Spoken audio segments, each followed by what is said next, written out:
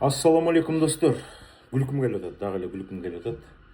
Жакында интернеттен көрүп калдым. Кыргызстанда права алыш үчүн 10 ай окуш керек дейт. Жаман күлкім келди да. Дүйнө жүзүндө андай нерсе жок.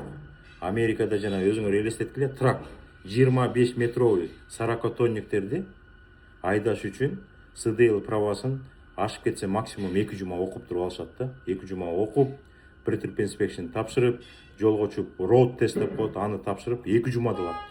Анан жеңил машинаны правасын алыш үчүн 10 ай окуса, бул деген бир өзүнчө эле училище же бир окуу жайды бүткөндөй болуп калат экен да. Эң негизгиси, Кыргызстанда билебиз да, барат, гаишниктин чөнтөгүнө акчасын салат дагы праваны алып алат. Анан ошолор правиланы бузуп атат да. Эгерде 1 ай ашып кетсе 2 ай окутуп туруп, экзамен тапшырып, үйрөтүп бардыгын, анан праваны берип койсо эч ким нарушать этпейт.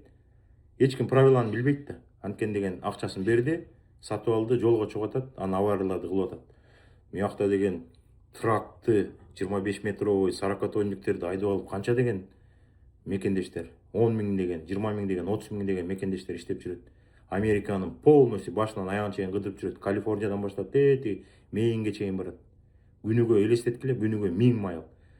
1000 майл деген 1600 километр айдашат да суткасына. 1600 майл айдап, Американын жолдорунда, шаарларында жүктөрдү ташып жүрөт. Не деген кышында, гололедто, black ice деп коет муяктачы. Уят. Муякта отуруп алып, Америкадагы мекендештер күлүп атат.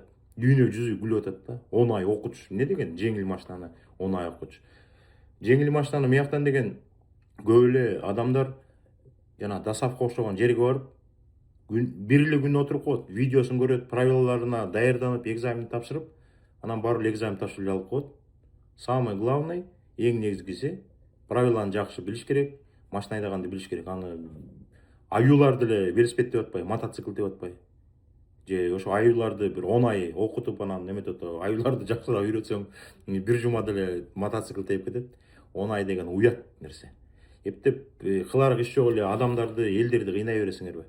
Акчаны албагыла, коррупцияны токтоткула. 1 ай окутсаңар мондай жетет достор. Правиланы үйрөтүп, машинаны айдатып, анан койсоңор, анан закондор чыгарып коюш керек. Спиртной ичкен водительдерди 5 жылга лишение. Мындай нарушение кылсаңар штрафтарын көбөйтүп коюш керек. Эч ким нарушение кылбай эле айдап жүрүшөт.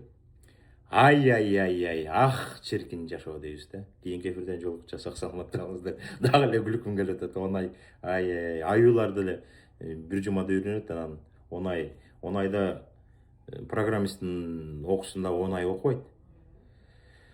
6 эле айда окуп коет. Ах, чиркин жашоо. Депутаттар молодцы, жакшы депутаттар келиптир. Алга, ийгилик, Кыргызстан өсөлү, өнөлү.